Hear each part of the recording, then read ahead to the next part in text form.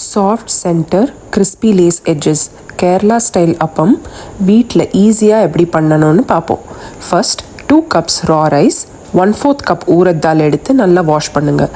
இதை 4 to 5 hours choke பண்ணி வச்சுக்கோங்க.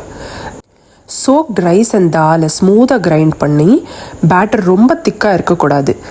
தோசை பேட்டர் கன்சிஸ்டன்சிக்கு கொஞ்சம் தின்னராக இருக்கணும். இந்த நெக்ஸ்ட் ஸ்டெப் தான் சீக்ரெட்டே.